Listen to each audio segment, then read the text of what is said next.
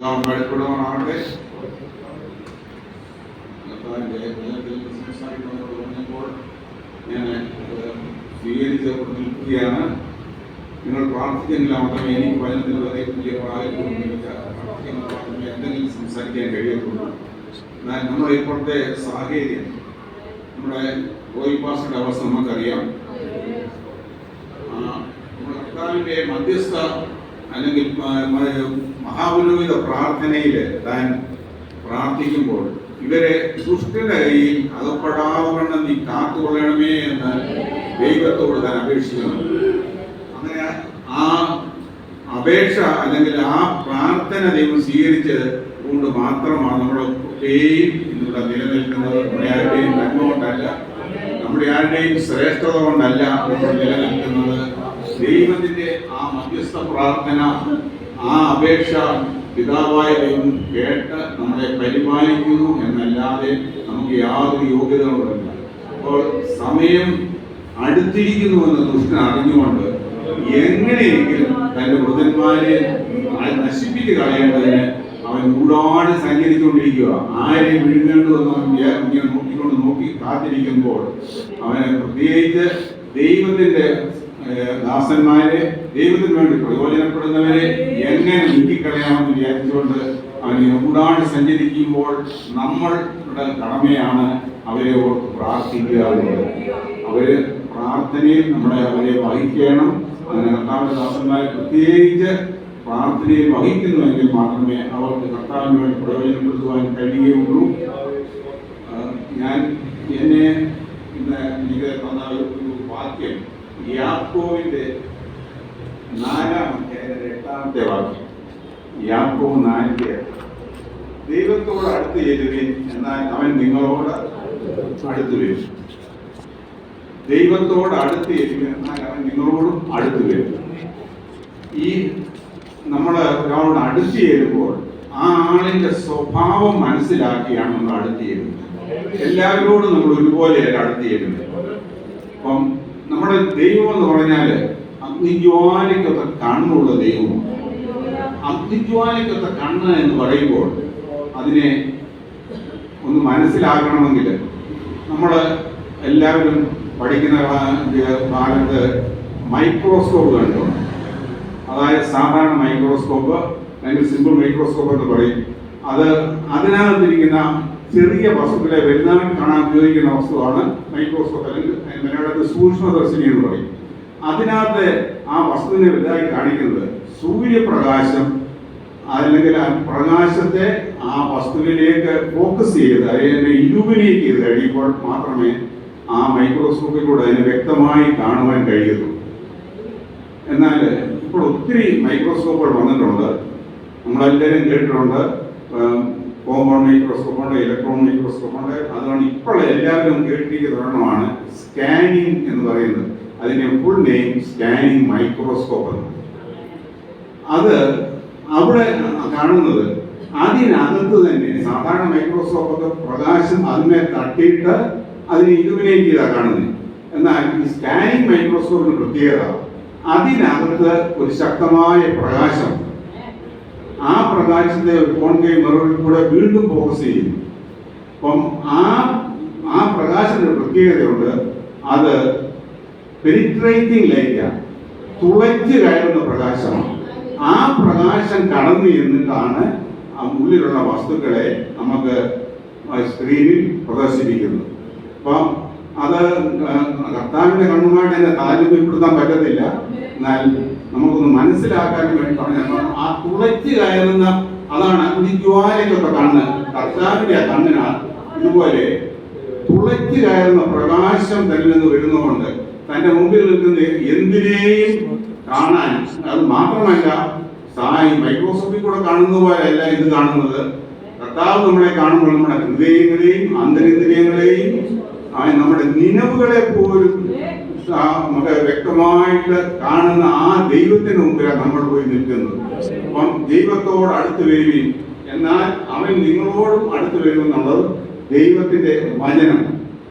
എന്നാൽ അതിന്റെ 7-ാമത്തെ വാക്യത്തിൽ ഇങ്ങനെ കാണുന്നു, ആകയാൽ നിങ്ങൾ ദൈവത്തിന് കീഴടങ്ങുവിൻ, എന്നാൽ പിശാചിനോട് എതിർത്ത് നിൽക്കുകയും എന്നാൽ അവൻ നിങ്ങളെ വിട്ട് ഓടിപ്പോകും. അപ്പം ദൈവത്തിന് കീഴടങ്ങുക എങ്കിൽ മാത്രമേ നമുക്ക് സാത്താനെ ജയിക്കുവാൻ കഴിയുള്ളൂ അവിടെ വഴിയില്ല. ദൈവത്തിന് കീഴടങ്ങുക എന്ന് പറയുമ്പോൾ നമ്മൾ ആ സർവശക്തിയുള്ള ദൈവത്തിന്റെ ആ ശക്തിയിൽ പൂർണ്ണമായി ആശ്രയിക്കുമെങ്കിൽ മാത്രമേ സാത്താന്റെ ശക്തികളോട് എതിർത്ത് നിൽക്കാൻ നമുക്ക് കഴിയുള്ളൂ. അപ്പം അതുപോലെ അതിന്റെ 10ാമത്തെ വാക്യത്തിൽ ഇങ്ങനെ പറയുന്നു, കർത്താവിന്റെ സന്നിധിയിൽ താഴ്വീൻ, എന്നാൽ അവൻ നിങ്ങളെ ഉയർത്തും.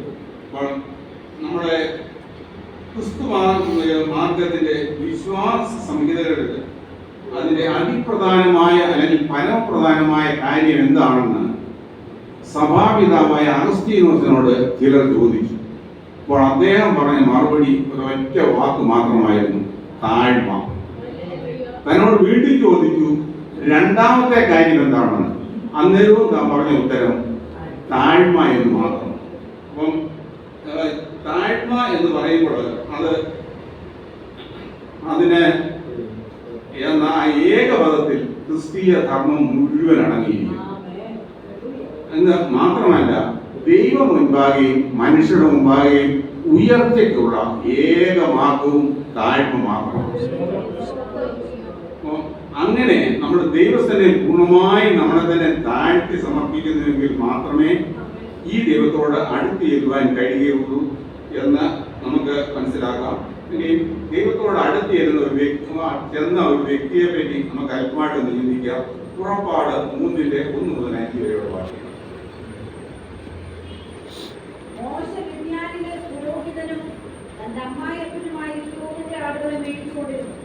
അവൻ ആടുകളെ മരുഭൂമിക്ക് അപ്പുറത്ത് ദൈവത്തിന്റെ പർവ്വതമായ ഹോരേബ് വരെ കൊണ്ടുചെന്നു. അവിടെ യഹോവയുടെ ദൂതൻ ഒരു മുൾപ്പടർപ്പിന്റെ നടുവിൽ നിന്ന് അഗ്നിജ്വാലയിൽ പ്രത്യക്ഷനായി. അവൻ നോക്കിയ ആളെ മുൾപ്പടർപ്പ് തീ പിടിച്ച് കത്തുന്നതും മുൾപ്പടർപ്പ് വെന്തു പോകാതിരിക്കുന്നതും കണ്ടു. മുൾപ്പടർപ്പ് വെന്തു പോകാതിരിക്കുന്ന ഈ വലിയ കാഴ്ച എന്തെന്ന് ഞാൻ ചെന്ന് നോക്കട്ടെ എന്ന് മോശ പറഞ്ഞു. അവൻ വരുന്നത് യഹോവ കണ്ടപ്പോൾ ദൈവം മുൾപ്പടർപ്പിന്റെ നടുവിൽ നിന്ന് അവനെ മോശെ മോശെ എന്ന് വിളിച്ചു. അതിനവൻ ഇതാ ഞാനെന്ന് പറഞ്ഞു.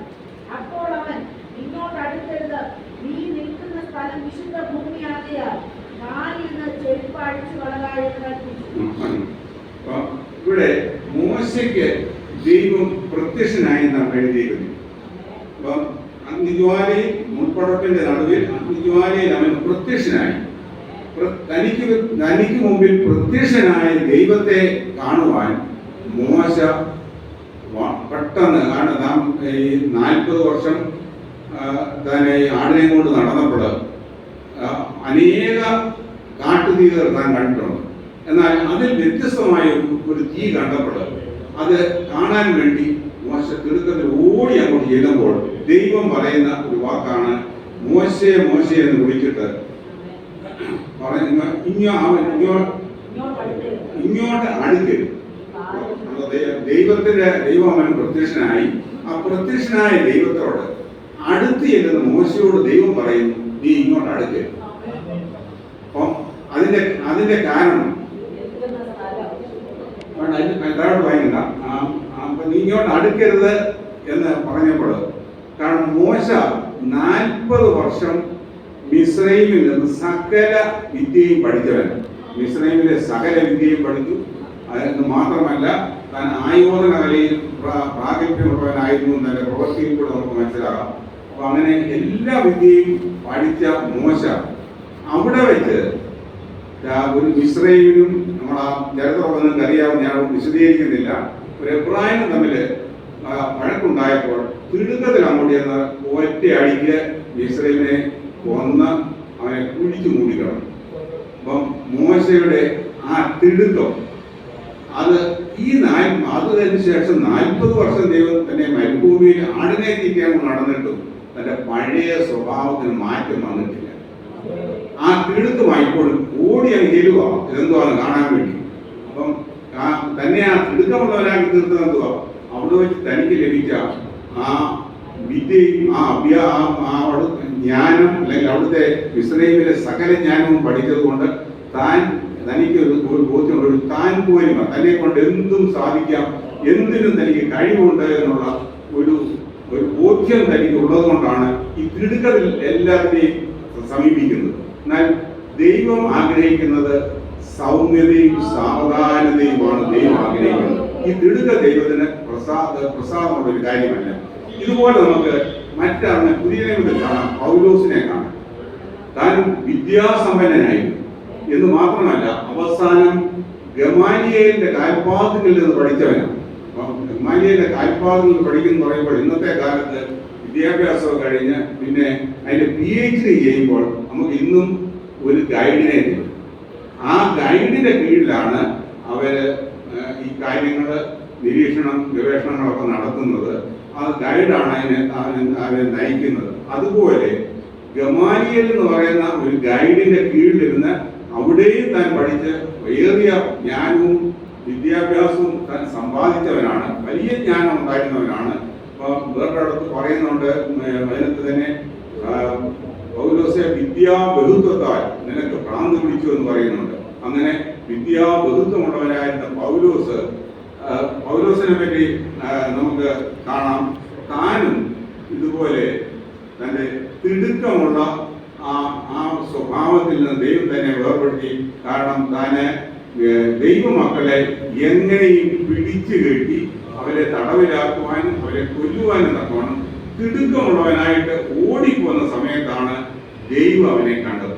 അപ്പൊ അവനെ തിടുക്കമുള്ളവനാക്കിയത് അവൻ എന്തൊക്കെയോ കഴിയും എന്നുള്ള താൻ പോലിമ, തന്റെ ജ്ഞാനം, തന്റെ അറിവ്, ഇതാണ് തന്നെയും ആ തിടുക്കമുള്ളവനാക്കി മാറ്റിയത്. എന്നാൽ അവിടെ വെച്ച് ദൈവം അവനെ ഒന്ന് സന്ദർശിച്ചപ്പോൾ അവന്റെ കണ്ണിന്റെ കാഴ്ച പോയി. അവൻ മനസ്സിലായി. പിന്നെ മറ്റുള്ളവരെ ആശ്രയിക്കാതെ അവൻ നടക്കാൻ വയ്യാത്തവനായി തീർന്നു. തന്റെ തിടുക്കം അവിടെ വെച്ച് തീർന്നു. പൂർണ്ണമായ ദൈവസന്നിധിയിൽ താൻ സമർപ്പിച്ചു കഴിഞ്ഞപ്പോൾ ദൈവം അവനെ എടുക്കുകയും നമ്മുടെ ഈ പഴയ സ്വഭാവം നമുക്ക് എല്ലാവർക്കും ഉണ്ട്. നമ്മുടേതായ ചില സ്വഭാവങ്ങൾ നമ്മളിൽ അറിയാതെ കിടപ്പുണ്ട്. അതിനെ ഒന്ന് മാറ്റിയെങ്കിൽ മാത്രമേ ദൈവത്തിന് നമ്മെ പ്രയോജനപ്പെടുത്തുവാൻ കഴിയൂ. നമ്മുടെ ഇനി അടുത്ത വാക്യം അതിനകത്ത് എങ്ങനെ കാണുന്നുണ്ട്? അതിന്റെ അടുത്ത വാക്യത്തില് അപ്പൊ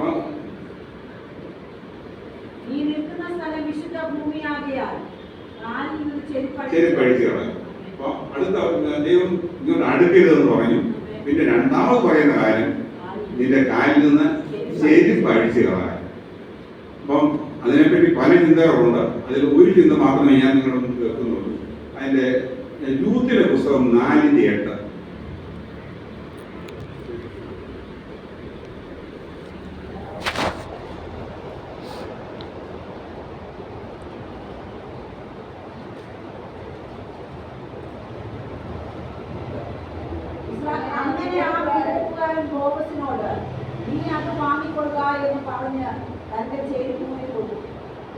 അവിടെ തന്നെക്കാൾ അടുപ്പമുള്ള അല്ലെങ്കിൽ ബന്ധുപരമുള്ള മറ്റൊരാളോട് തമ്മിൽ അവിടെ വരുന്നുണ്ട്. അവനോട് പറഞ്ഞപ്പം അവൻ പറഞ്ഞു എനിക്ക് ഏറ്റെടുക്കാൻ പറ്റത്തില്ല എന്ന് പറഞ്ഞപ്പോൾ അവിടെ അന്നത്തെ അതിന്റെ ആ പ്രമാണം, അവിടുത്തെ ആ വീണ്ടെടുപ്പുകാരനെ തെരഞ്ഞെടുക്കുന്ന ഒരു പ്രമാണം അല്ലെങ്കിൽ മറ്റൊരു ഒഴിയുമ്പോൾ അവൻ ചെയ്യുന്നത്, അവൻ തന്റെ ചെരുപ്പ് ഊരിക്കൊടുത്ത് മറ്റവരുടെ മുമ്പിൽ തന്റെ അധികാര കൈമാറ്റം അവിടെ നടത്തുകയാണ്. അപ്പം ഇവിടെ ചെരുപ്പ് ഊരി മാറ്റാൻ പറഞ്ഞപ്പോൾ ഇതുപോലെ അവിടെ ബോവസിന് ആ ചെരുപ്പ് ഊരി മറ്റവൻ കൊടുത്ത് തന്റെ അധികാരം ബോവസിനെ ഏൽപ്പിച്ചു. അപ്പം ഇവിടെയും ദൈവം തന്നോട് പറയുന്നത് നിന്റെ കാലിലെ ചെരുപ്പ് ഊരി കളയുക. ഒരു അധികാര കൈമാറ്റം ഇവിടെയും ആവശ്യമാണെന്നാണ് ദൈവം അവിടെ പറഞ്ഞിരിക്കുന്നത്. കാരണം ഇതുവരെയും താൻ ആണ് തന്റെ മേൽ കർത്തൃത്വം നടത്തിക്കൊണ്ട് തന്നെ കൊണ്ട് എല്ലാം കഴിയും.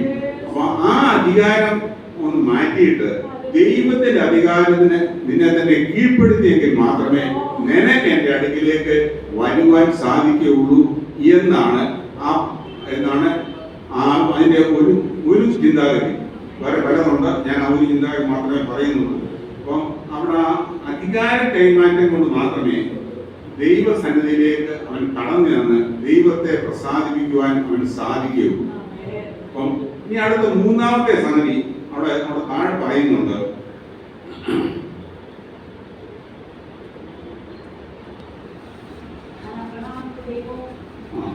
ഇസ്ഹാക്കിന്റെ ദൈവവും യാക്കോബിന്റെ ദൈവവുമായി നിന്റെ പിതാവിന്റെ ദൈവമാകുന്നു എന്നും അവൻ അരുളിച്ചെയ്തു.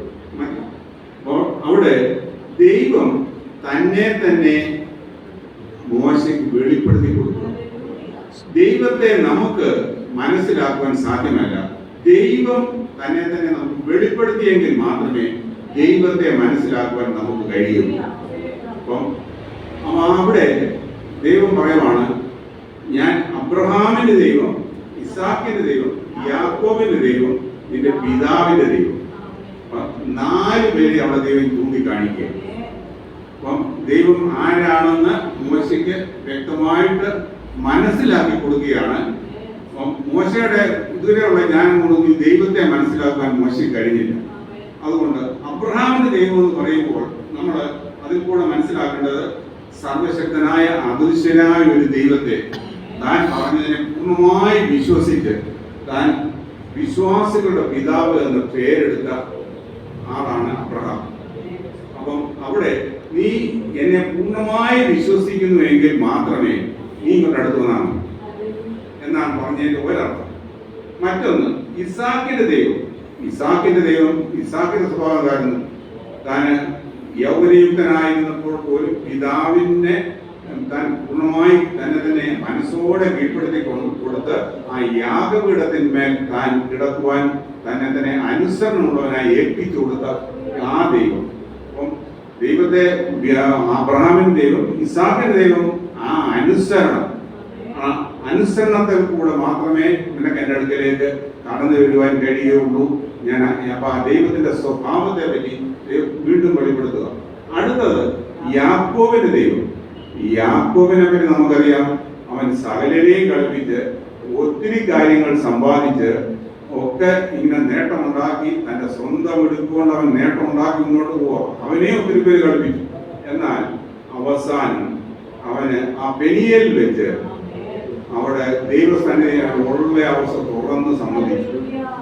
താൻ ആരാണ്, താൻ ഇതുവരെ പലരോടും തന്റെ അപ്പനെയും കളിപ്പിച്ചു, എല്ലാരെയും കളിപ്പിച്ച് അവിടെ വെച്ചൊക്കെയും താൻ ഒത്തിരി അവിടെ നാടകങ്ങളൊക്കെ അഭിനയിച്ചാണ് ഈ നേട്ടങ്ങളൊക്കെ സമ്പാദിച്ചത്. എന്നാൽ ഉള്ള അവസ്ഥ ദൈവസന്നിധിയിൽ തുറന്നു വെച്ചു.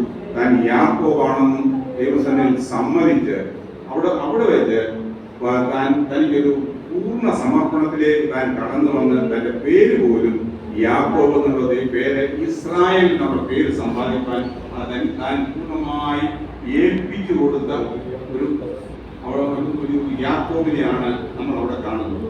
അപ്പൊ അവിടെ താൻ ദൂതനോട് മല്ലുപിടിച്ച് താൻ ഉള്ള അവസ്ഥ ദൈവസ്ഥനെ തുറന്ന് സംബന്ധിച്ച് അപ്പം തന്റെ പേര് പോലും മാറ്റത്തക്കവണ്ണം ഒരു വലിയ രൂപാന്തരത്തിലേക്ക് താൻ കടന്നു. അപ്പം ഇങ്ങനെ ആ ഒരു വലിയ രൂപാന്തരത്തിലേക്ക് കടന്നു വന്നുവെങ്കിൽ മാത്രമേ മോശയെ നിന്നെ എനിക്ക് പ്രയോജനപ്പെടുത്താൻ കഴിയുള്ളൂ. ഇങ്ങനെ ഞാൻ ആരാണ് എന്ന് മോശയ്ക്ക് ദൈവം വ്യക്തമായി വെളിപ്പെടുത്തിക്കുന്നു. അപ്പം ഇങ്ങനെ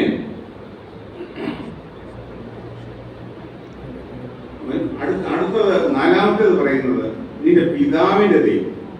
മോശയുടെ പിതാവിന്റെ ദൈവം എന്ന് പറയുമ്പോൾ അവിടുത്തെ തന്റെ പിതാവ് മോശ പുറപ്പാട് പുസ്തകത്തിൽ മോശ സുന്ദരനായിരുന്നു എന്ന് എഴുതിയിട്ടുള്ളൂ. വേറെടുത്ത് പറഞ്ഞിട്ടുണ്ട് മോശ ദിവ്യ സുന്ദരനായിരുന്നു. ജനനത്തിങ്കിൽ തന്നെ അവന് ഒരു ദൈവീക ഒരു സൗന്ദര്യം അവനിൽ ഉണ്ടായതെന്ന് അവന്റെ അപ്പന് ബോധ്യമായപ്പോൾ അപ്പൻ രാജകൽപ്പനയെ പോലും മറുത്ത് അവിടെ അവനെ സംരക്ഷിക്കുവാൻ തയ്യാറായി. അപ്പം ദൈവം മനുഷ്യരുടെ കൽപ്പനയല്ല, ഇവൻ ദൈവിക നിയോഗമുള്ളവനാണെന്ന് മനസ്സിലായ തന്റെ അപ്പൻ അവനെ സംരക്ഷിക്കുവാൻ ദൈവത്തിന്റെ കൽപ്പനയ്ക്ക് അല്ലെങ്കിൽ ദൈവത്തിന്റെ മുമ്പിൽ അവൻ അനുസരണമുള്ളവനായി തീർന്നു. മാനുഷിക കൽപ്പനയെ അവൻ തിരസ്കരിച്ചു. അപ്പൊ ഇങ്ങനെ ഈ സ്വഭാവങ്ങളൊക്കെ ഉള്ളവനാണ് ഞാൻ എന്ന് അവിടെ മോശയുടെ മുമ്പിൽ ദൈവം അവനെ വെളിപ്പെടുത്തി കൊടുക്കുക.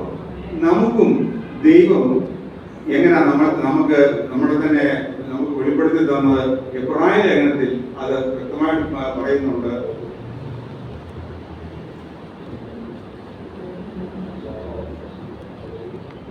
തന്റെ പുത്രനായ ക്രിസ്തുവിനെ ഈ ലോകത്തിലേക്ക് ദൈവം അയച്ചത് നമുക്ക് ദൈവം ആരാണെന്ന് നമുക്ക് വെളിപ്പെടുത്തി തന്നത്. അപ്പം അവിടെ എബ്രായ ലേഖനത്തിന്റെ 1-ാം അധ്യായത്തിന്റെ ആദ്യ ഭാഗം പറയുന്നുണ്ട്, ദൈവം പണ്ട് ആദം ഭാഗമായിട്ടും വിവിധമായിട്ടും പ്രവാചകന്മാർ മുഖാന്തരം പിതാക്കന്മാരോട് അരുളി ചെയ്തിട്ട് ഈ അന്ത്യകാലത്ത് പുത്രൻ മുഖാന്തരം നമ്മോട് അരുളി ചെയ്തിരിക്കുന്നു. അവനെ താൻ സകലത്തിനും അവകാശിയാക്കി വെച്ചു. അവൻ മുഖാന്തരം ലോകത്തെയും ഉണ്ടാക്കി. അവന്റെ തേജസ്സിന്റെ പ്രഭയും തത്വത്തിന്റെ മുദ്രയും സകലത്തെയും ശക്തിയുടെ വചനത്താൽ വഹിക്കുന്നവനുമാകൊണ്ട് പാപങ്ങൾക്ക് പരിഹാരമുണ്ടായ ശേഷം ഉയരത്തിൽ മഹിമയുടെ വലത്തുഭാഗത്ത് ഇരിക്കുകയും അവൻ ദൈവദൂതന്മാരെക്കാൾ വിശിഷ്ടമായ നാമത്തിന് അവകാശിയായി ആയതിന് ഒത്തവണ്ണം അവരെക്കാൾ ശ്രേഷ്ഠനായി തീരുകയും ചെയ്തു. അപ്പൊ ഇവിടെ ആ യേശു ക്രിസ്തുവിൽ കൂടിയാണ് അദൃശ്യനായ ദൈവത്തെ ദൈവം നമുക്ക് വെളിപ്പെടുത്തുന്നത്. അപ്പം ദൈവം വെളിപ്പെടുത്തിയെങ്കിൽ മാത്രമേ ദൈവത്തെ നമുക്ക് മനസ്സിലാക്കാൻ പറ്റൂ. ദൈവത്തെ മനസ്സിലാക്കിയെങ്കിൽ മാത്രമേ ദൈവസന്നിധിയിൽ കടന്നു വരുവാനും ദൈവസന്നിധിയിൽ നമ്മളെ തന്നെ സമർപ്പിക്കുവാനും ദൈവത്തിന് നമ്മളെ ഉപയോഗപ്പെടുത്തുവാനും കഴിയുകയുള്ളൂ എന്ന് നമുക്ക് നമ്മളെ ദൈവം ബോധ്യപ്പെടുത്തി തന്നതുകൊണ്ടാണല്ലോ നാം ഒക്കെയും ഇന്ന് ഈ വിശ്വാസത്തിന് വേണ്ടി ത്യാഗം സഹിച്ച് കഷ്ടം സഹിച്ച് നിൽക്കുന്നത്.